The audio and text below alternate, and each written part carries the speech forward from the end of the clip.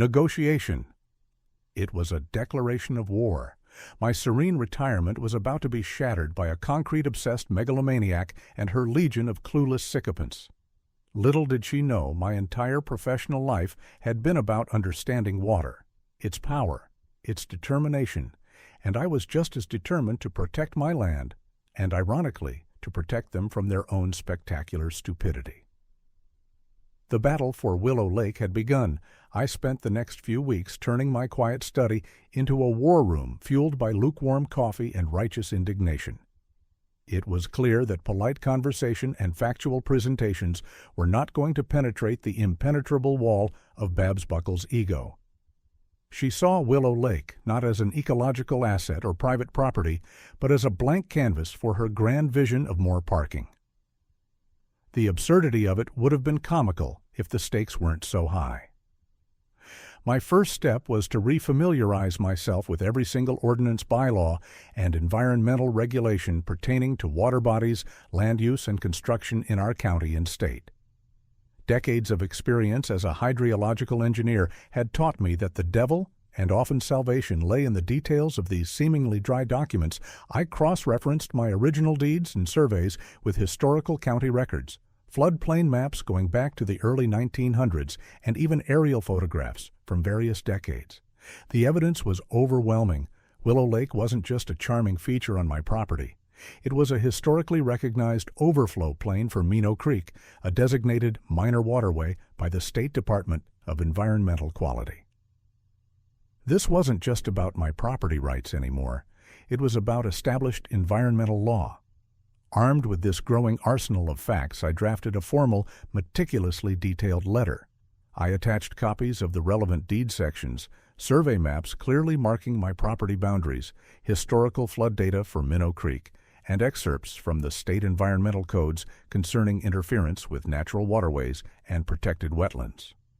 I explained in calm, unequivocal language the precise hydrological function of Willow Lake and the inevitable consequences of filling it. I detailed how the natural springs fed it, how Minnow Creek utilized it during peak flow periods, and how paving it over would almost certainly lead to significant localized flooding in the Oak Haven Springs development itself, particularly along the lower-lying streets. I sent this comprehensive package via certified mail return receipt, requested to Babs Buckle personally, and to each member of the Oak Haven HOA board. I even sent a courtesy copy to the Oak Haven Management Company, hoping a professional entity might inject some sanity. I wasn't just warning them, I was creating an undeniable paper trail. The response when it came was not a thoughtful reconsideration, but a dismissive note from Babs Mr. Jenkins. It read, "We acknowledge receipt of your voluminous correspondence. The board has consulted with our own legal counsel and our designated contractor, Paved Solutions, and we are confident in our project plans. Your concerns, while noted, are considered unfounded and obstructionist. The parking expansion will proceed as scheduled. We trust this clarifies the matter. Paved Solutions." I snorted. Sounded like a company that would pave your grandmother if she stood still too long. Their legal counsel was probably Babs's brother-in-law who did traffic tickets. My next step was the Oak Haven HOA monthly meeting public comment period. I signed up. When my turn came, I approached the microphone armed with a summarized version of my findings and large visual aids, a current topographical map showing my property and the lake, and a projected flood inundation map I'd created based on historical high water marks for Minnow Creek, showing precisely which parts of Oak Haven would be swimming if Willow Lake was gone. Good evening. I began addressing the room of about 30 Oak Haven residents. Babs, seated at the head table, gave me a look that could freeze boiling water. "I am Arthur Jenkins, your neighbor to the west. I'm here tonight to reiterate, in the strongest possible terms, the severe risks associated with the HOA board's plan to fill in Willow Lake on my private property to build a parking lot." A murmur went through the crowd. Some looked curious, others annoyed at the disruption. I presented my case clearly, factually pointing to the maps. This isn't just about my land, this is about your homes. Willow Lake isn't a decorative pond, it's a safety valve. Minnow Creek needs that space during heavy rains and spring thaws. If you take it away, that water will seek the next lowest point. And as you can see from this inundation projection, I tap the map, showing water creeping up Elm Poplar and even part of Cherry Lane. That will be many of your properties, Babs finally cut in her voice, dripping with condescension. Mr. Jenkins, we've been over this. Your projections are amateur scaremongering. Paved Right Solutions are professionals. They have assured us there will be no issues. This is progress, something you seem to be against. Are there any other questions not related to this settled matter? She tried to move on, but a woman in the third row, a Mrs. Henderson whose backyard I knew bordered the lower part of the green belt near Minnow Creek, raised a hesitant hand. "Brenda, with all due respect," she said, her voice trembling slightly, "my late husband used to talk about how high Minnow Creek would get some years. Are we absolutely sure Mr. Jenkins is wrong? My basement gets damp as it is." Babs shot her a withering glare. "Marge, dear, we have it under control. Modern engineering can handle a little stream. Please, let's not get hysterical." The discussion was quashed. After the meeting, however, a few residents approached me quietly, including Marge Henderson. "Thank you for speaking up, Mr. Jenkins," she whispered. "Some of us are worried, but Babs—" Well, she doesn't like to be questioned. Another man who lived on Popular Street shook my head. "She's going to bankrupt us with her vanity projects, and now this filling a lake." It sounds crazy. These small whispers of support were heartening, but ultimately powerless against Babs' autocratic grip on the board. My official warnings, my public pleas, my irrefutable data, all were swept aside. She had the votes on the board cowed into submission or equally diluted. I even tried contacting County Planning and Zoning and the State Department of Environmental Quality. The county initially said it sounded like a civil dispute over property lines, though they took note of the potential drainage issues. The DEC was more interested, but their processes were slow-mired in bureaucracy. They promised to look into it, which I knew could take months, likely long after the concrete had cured. As the scheduled start date for the groundwork approached, I knew I had one last desperate line of defense: physical presence and unwavering documentation. The calm before the storm was palpable, and it had nothing to do with the weather, at least not yet. The date Babs had circled in her undoubtedly pristine, oversized planner. July 15th dawned clear and hot. I was up before sunrise, coffee in hand, watching from my porch. Willow Lake lay serene in the morning mist, oblivious to its impending doom. It was the kind of stillness that aches when you know what's coming. Around 7:30 a.m., the first rumble, not thunder, but the diesel growl of heavy machinery. A flatted truck carrying a rusty-looking bulldozer lumbered down the access road Oak Haven used for their Greenbelt 3 maintenance, stopping just short of my property line. Then came another, this one with an excavator, and finally driven by a man who looked like he wrestled bears for a hobby, the vanguard of Paved Right Solutions themselves in a mud-splattered pickup. I walked calmly to the edge of my property, my digital camera with its freshly charged battery and massive memory card in my hand. I also had my phone ready to record video and a copy of my deed and survey plot tucked into my back pocket. Babs Buckles' gleaming white SUV pulled up moments later. She emerged dressed in what I could only describe as construction chic, crisp khaki pants, a tailored and wholly impractical for a work site linen shirt, and immaculate work boots that had clearly never seen a speck of actual mud. She even had a bright yellow hard hat perched jaunty on her lacquered hair. She strode towards me, a clipboard clutched like a scepter. "Mr. Jenkins," she trilled, a saccharine smile plastered on her face. "Lovely day for progress, isn't it, Mrs. Buckle?" I replied, my voice flat. "This is my private property. You're about to commit trespass and significant environmental damage, against which I have formally warned you and your entire board. I demand you and your contractors leave immediately." She scoffed, a sound like air escaping a faulty tire. "Oh, don't be so dramatic. We're just improving the neighborhood. Our lawyers have cleared it." She gestured grandly to the bulldozer operator. "Frank, you can begin clearing that undergrowth." Frank the bear wrestler looked from her to me, then back to her, a flicker of something perhaps common sense, perhaps fear of litigation in his eyes. "Ma'am," he says, "it's his land. You got papers saying otherwise?" Babs's smile tightened. "Don't you worry your head about that, Frank. The HOA assumes all responsibility. Just get started." I held up my camera. Everything from this point forward is being documented. Mrs. Buckle, every tree failed, every scoop of earth, every violation. This footage, along with my previous correspondence, will be presented to the authorities and will form the basis of a significant legal challenge against you, the board, and Paved Right solutions for damages, trespass, and environmental destruction. For a split second she hesitated. Frank looked distinctly uncomfortable, but Babs's ego was a powerful engine. "Threats, Mr. Jenkins. How disappointing." "Proceed, Frank." The bulldozer roared to life. I stood my ground just inside my property line camera, rolling the dozer lurched forward, its massive blade angling towards the first cluster of willows at the lake's edge. It felt like watching a desecration in slow motion. I called 911, reported the trespass and destruction of property. A bored-sounding dispatcher said they'd send a car when one was available, but it was likely a civil matter.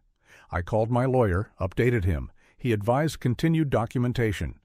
All day I stood vigil. I photographed the trees being torn down, the earth being scraped away. I videotaped the excavator, scooping mud, and reeds from the shallower parts of the lake, piling them up in ugly heaps. Babs mostly stayed in her air-conditioned SUV, emerging occasionally to issue orders or glare at me. A few Oak Haven residents, drawn by the commotion, watched from a distance, their faces a mixture of curiosity and concern. Marge Henderson looked heartbroken. By late afternoon, the area around Willow Lake looked like a battlefield. The beautiful willows were gone, the banks mangled. The lake itself, though still, there was scarred and violated. The next day, the dump trucks started arriving, endless convoys of them filled with coarse gravel and construction debris. They began systematically filling the shallower edges of Willow Lake. Each load felt like a punch to the gut. I kept filming, photographing meticulously, logging every truck, every action. I contacted the DEEQ again, sending them a new batch of photos and videos. This time there was a slight increase in urgency in their voice. "We're escalating this." A junior staffer told me, "This looks problematic, but escalating in government time is glacial." For 2 relentless weeks the trucks came and went. The perimeter of Willow Lake shrank daily. The water displaced became muddier, more choked, and then the concrete trucks arrived. That was the true beginning of the end for the lake. Pouring section by section, Paved Solutions began to lay the foundation for their glorious parking lot. Babs was often present for these concrete pours, beaming as the gray sludge filled what remained of my beautiful lake. She even held a small, ludicrous, groundbreaking ceremony for a few fawning board members and a bewildered local news blogger she'd managed to entice posing with a silver-painted shovel in front of a cement mixer. The caption under the photo on the Oak Haven Community website read, "President Buckle spearheads Vital Community Enhancement Project." The irony was a bitter pill. By the end of August, Willow Lake was no more. Where once dragonflies danced, there was now a vast, ugly expanse of freshly poured, ruthlessly functional concrete. Parking stripes were painted with crisp precision. They'd even installed a small, officious sign, "Oak Haven Springs, Guest Parking Permit Holders. Only violators will be towed." Babs threw a small dedication party for the HOA, complete with cheap sparkling cider and stale cookies right there on the new asphalt. She gave a speech about vision and overcoming obstacles, subtly glaring in my direction. I watched from my porch, the knot in my stomach, a cold, hard thing. They thought they had won. They thought they had paved over the problem, silenced the dissent, and created their monument to convenience. They had forgotten one crucial thing. They had forgotten about the water. And water, as I knew better than most, always finds a way, and it always remembers. The late summer settled into early autumn with an unusual dry spell. The Minnow Creek, which ran alongside the far edge of what was once Willow Lake and now bordered the new gleaming Oak Haven Springs guest parking lot, dwindled to a relative trickle.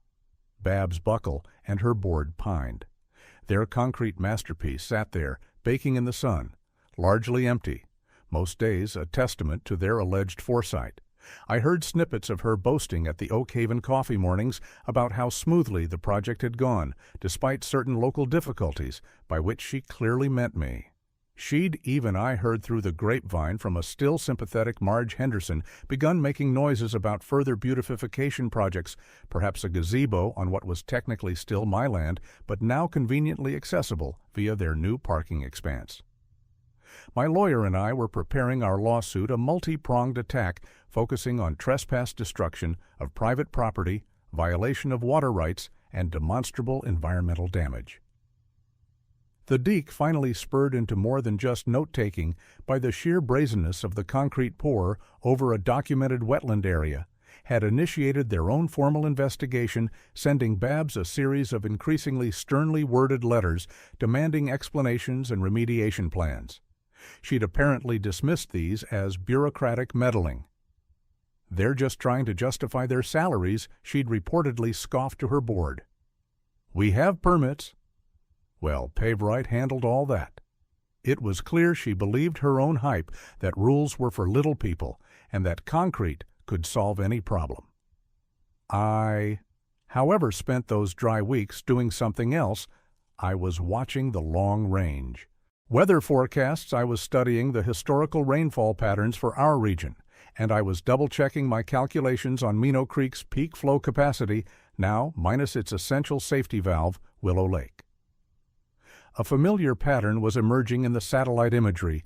A slow-moving, moisture-laden system was gathering strength out in the Gulf, projected to crawl inland and stall out right over our region. The kind of storm that didn't just rain, but delude. The kind that, historically, would have sent Minnow Creek surging into Willow Lake, where the waters would gently spread and dissipate. But Willow Lake was now a solid, impermeable slab of reinforced concrete, slightly graded, as per Paved's expertise, to shed water mostly back towards the creek on one side, and with a very slight, almost imperceptible, but definitely present tilt towards the Oak Haven development on the other three sides. Paved hadn't accounted for the creek having nowhere to go, but up and out. I made one final almost pro forma attempt. I sent another certified letter this time, CCing the deke, the County Emergency Management Agency, and my lawyer. It simply stated, a significant multi-day rainfall event is forecast for the week of October 12th. Given the recent filling and paving of the Willow Lake riparian overflow basin, a critical component of the Minnow Creek flood management system, I predict severe flooding within the Oak Haven Springs development, particularly in zones C, D, and F, as per your community plot map, corresponding to Poplar Elm and sections of Cherry and Birch Lanes. Please take immediate preemptive measures to protect your residents and property. Babs, I later learned, pinned this letter to the HOA bulletin board with a sarcastic note. Our local prophet of doom has spoken. Perhaps we should all build arks. Some residents chuckled nervously. Most just ignored it. Then the rain started. It began innocently enough on a Tuesday morning, a gentle drizzle. By afternoon it was a steady, soaking rain. It rained all through the night. Wednesday morning, Minnow Creek was no longer a trickle. It was a respectable stream, brown and swift. The ground, already saturated from the first 24 hours, couldn't absorb much more. And still, it rained. It rained with a persistence that was almost malicious. A relentless gray curtain that blotted out the world I watched from my window as Minnow Creek began to swell, rising visibly. Hour by hour, it reached the bottom of the concrete retaining edge of the new parking lot, and kept rising. This was the moment where for centuries the excess water would have harmlessly spilled over into the wide, welcoming basin of Willow Lake. But Willow Lake was gone. The water hit the unyielding concrete wall of the parking lot, and with nowhere else to go, began to back up. The channel of Minnow Creek, constrained and overwhelmed, couldn't contain the volume. The water, dark and churning, started to creep sideways, not towards my property, which sat on a slightly higher elevation, naturally terraced. No, it began to creep towards the meticulously landscaped verges of Oak Haven Springs. The first sign of trouble, as I'd predicted, was on Elm Street. It's the lowest point in the development. A small river born from the overwhelmed creek began to flow over the curbs across the perfect lawns and towards the expensive brick-faced homes. I saw it through my binoculars. Marge Henderson's backyard, usually a riot of chrysanthemums at this time of year, was rapidly becoming a shallow pond. Then the call started relayed to me later. Frantic messages on the Oak Haven Community Facebook page. Is anyone else seeing water in their driveway on Poplar? My basement on Elm is taking on water. The sump pump can't keep up. The retention pond near the clubhouse is completely full and overflowing. That so-called retention pond was a glorified ditch designed for aesthetic appeal, not actual water management of this scale. Babs B. Buckles' initial reaction, as reported by several Shaken residents, was one of indignant denial. It's just a bit of heavy rain. The city storm drains must be clogged, she announced on a hastily convened conference call with the board, someone called Public Works. But Public Works couldn't do much about a creek that had effectively been dammed by a parking lot and was now rerouting itself through a residential neighborhood. By Wednesday evening, the rain hadn't slackened. If anything, it intensified. The Oak Haven guest parking lot, their concrete pride and joy, was now an island with Minnow Creek raging on one side and a new rapidly expanding lake forming on the other three sides. A lake that was consuming Oak Haven. Springs roads became impassable. Cars parked on Poplar and Elm were hubcap deep, then door deep in muddy water.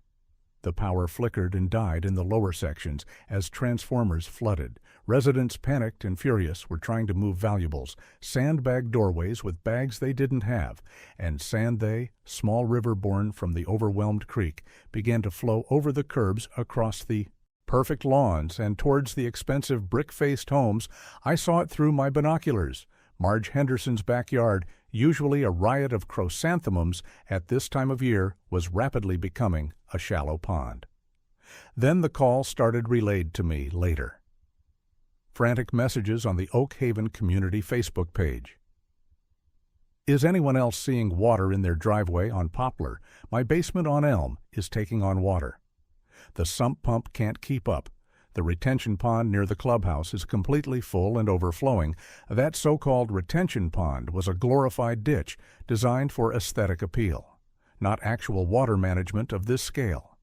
Babs B. Buckles' initial reaction, as reported by several Shaken residents, was one of indignant denial. It's just a bit of heavy rain. The city storm drains must be clogged, she announced on a hastily convened conference call with the board. Someone called Public Works. But Public Works couldn't do much about a creek that had effectively been dammed by a parking lot and was now rerouting itself through a residential neighborhood. By Wednesday evening, the rain hadn't slackened. If anything, it intensified. The Oak Haven guest parking lot, their concrete pride and joy, was now an island with Minnow Creek raging on one side and a new rapidly expanding lake forming on the other three sides. A lake that was consuming Oak Haven. Springs roads became impassable. Cars parked on Poplar and Elm were hubcap deep, then door deep in muddy water. The power flickered and died in the lower sections as transformers flooded. Residents, panicked and furious, were trying to move valuables, sandbagged doorways with bags they didn't have, and small river born from the overwhelmed creek, began to flow over the curbs, across the perfect lawns, and towards the expensive brick-faced homes. I saw it through my binoculars. Marge Henderson's backyard, usually a riot of chrysanthemums at this time of year, was rapidly becoming a shallow pond. Then the call started relayed to me later. Frantic messages on the Oak Haven Community Facebook page. Is anyone else seeing water in their driveway on Poplar? My basement on Elm is taking on water. The sump pump can't keep up. The retention pond near the clubhouse is completely full and overflowing. That so-called retention pond was a glorified ditch designed for aesthetic appeal, not actual water management of this scale. Babs Buckles' initial reaction, as reported by several shaken residents, was one of indignant denial.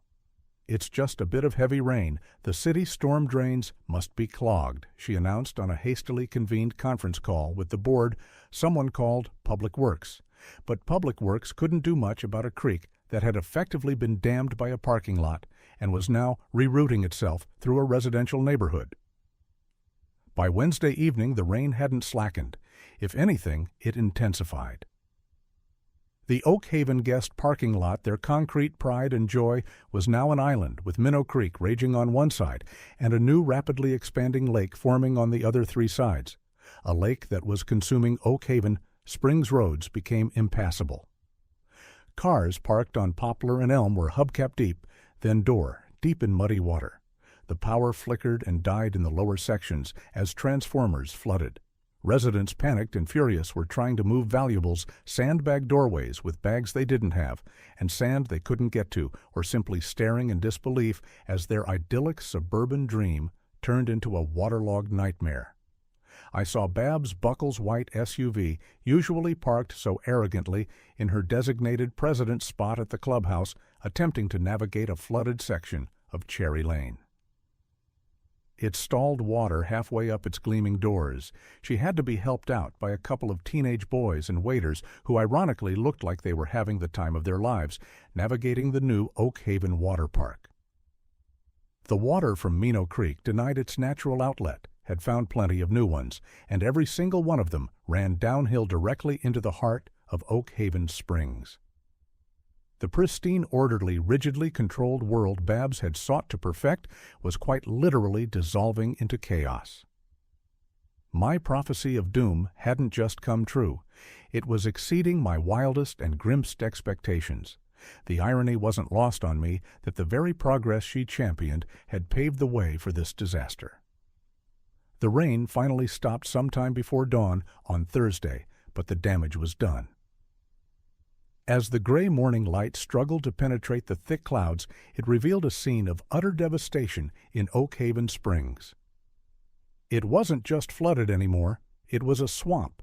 Vast swathes of the meticulously manicured development were submerged under a silty debris-strewn expanse of murky brown water. Lawns had become mudflats. Flower beds were obliterated. The lower levels of dozens of homes on Elm, Poplar, Birch, and Cherry Lanes were inundated. The much-vaunted guest parking lot, their concrete altar to convenience, was still an island, though the waters had begun to recede slightly, leaving behind a thick coating of muck and creek refuse.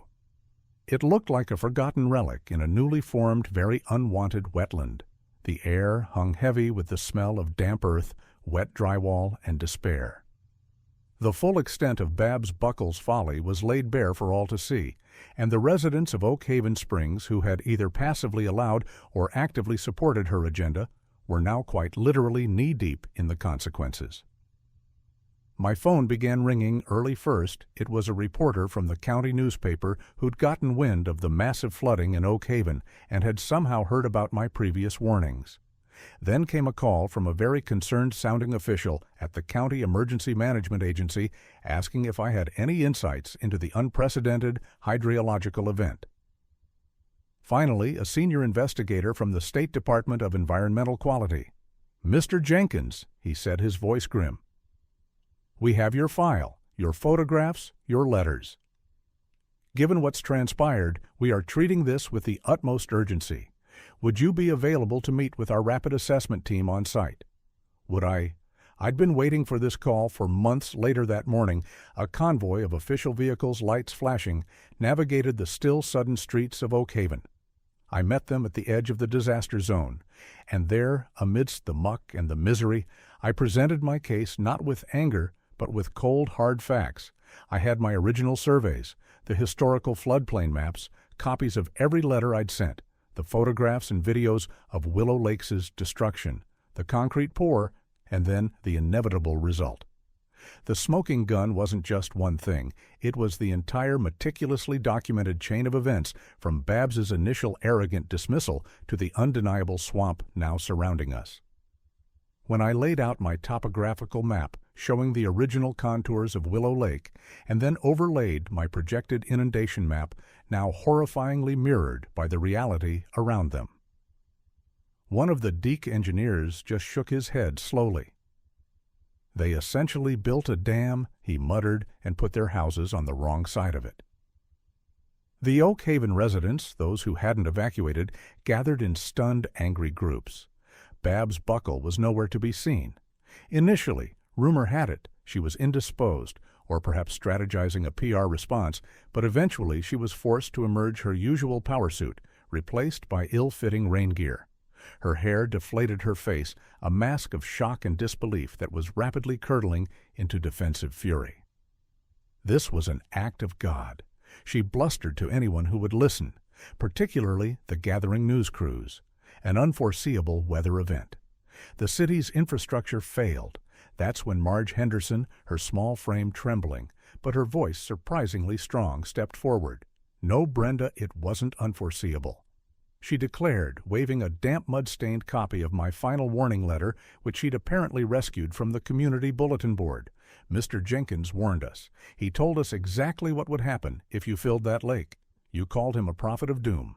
Well, his prophecy came true, didn't it?" Several other residents, emboldened, chimed in recounting my presentation at the HOA meeting.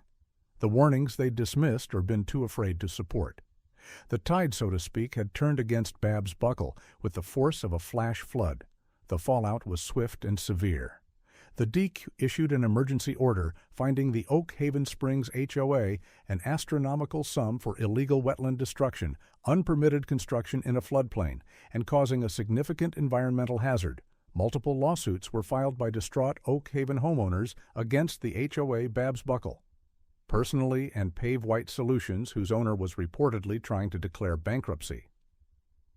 Paved White's professional assessment was revealed to be a 2-page boilerplate document that completely ignored the hydrological significance of Willow Lake and the proximity of Minnow Creek. Babs and the entire existing HOA board were forced to resign in disgrace at an emergency community meeting filled with more yelling than I'd ever heard in one place. A temporary board composed of shell-shocked but determined residents, including a grateful Marge Henderson, was appointed to deal with the crisis. The cost of the cleanup and repairs to Oak Haven Springs was projected to be in the millions. Insurance companies were already bulking, citing negligence and unpermitted alterations to the landscape. The dream of Oak Haven Springs had become a financial quagmire. My own legal case against the now-defunct board leadership for the destruction of Willow Lake was settled relatively quickly. They had no defense. The evidence was irrefutable. The settlement included significant damages, and more importantly to me, a court order mandating the complete removal of the offending parking lot and the commencement of a professionally managed restoration of Willow Lake to its original state, all at the expense of the Oak Haven HOA's rapidly dwindling reserve funds and whatever could be clawed back from Babs and Paved. It was a bitter victory watching the slow, painstaking process of excavators carefully removing the concrete slabs that had so brutally entombed my lake. But as the gray blight receded and the natural contours of the land began to reemerge, a sense of hope returned. The springs once choked began to trickle anew. The process of restoring a wetland is long and complex, but it had begun. The months that followed were a testament to nature's resilience and perhaps a grudging awakening in the Oak Haven community. The ugly concrete parking lot, Babs Buckle's monument to short-sighted convenience, was systematically demolished truckload by painful truckload. Under the guidance of environmental consultants, real ones this time, hired by the chastened new HOA board and overseen by the Deke, the original basin of Willow Lake was carefully excavated and recontoured. The compacted earth was broken up, and tons of appropriate soil and wetland substrate were brought in. It was a massive undertaking funded by the hefty fines, the settlement from my lawsuit, and a series of increasingly desperate special assessments levied on the Oak Haven residents. The irony that they were now paying even more to undo the damage caused by their desire for free parking was not lost on anyone. My role shifted from antagonist to reluctant advisor. Some members of the new Oak Haven board, Marge Henderson among them, frequently consulted me about the restoration process. My old hydrological engineering skills suddenly very much in demand. We talked about native planting schemes, water flow management, and creating sustainable habitats. It was a slow, arduous process. The first year, the replanted native grasses and wetland plants looked sparse and vulnerable in the raw earth. But the springs continued to flow, and Minnow Creek during the next spring's thaw gently spilled its excess into the welcoming basin, no longer meeting an impenetrable concrete barrier.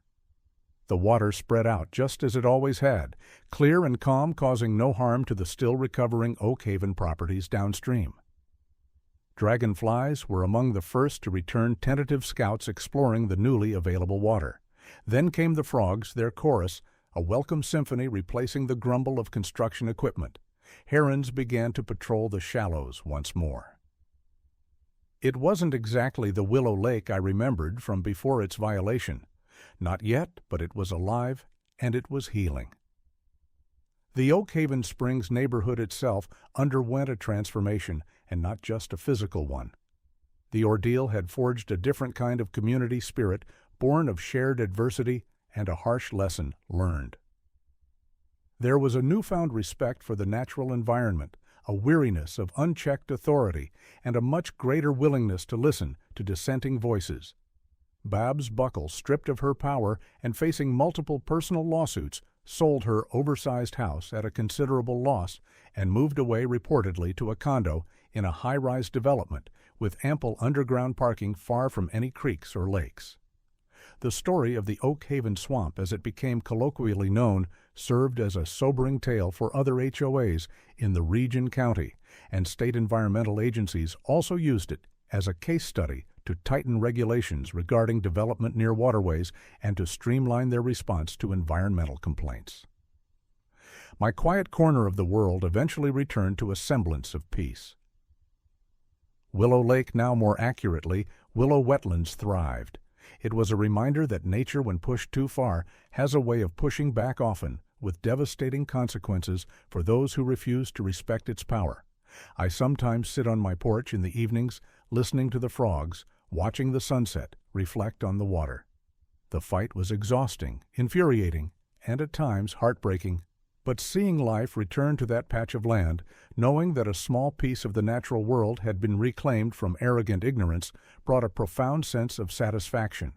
So if you're dealing with an HOA that thinks it can bend the laws of nature, or even just the laws of common sense to its will, remember the Oak Haven Swamp document, everything.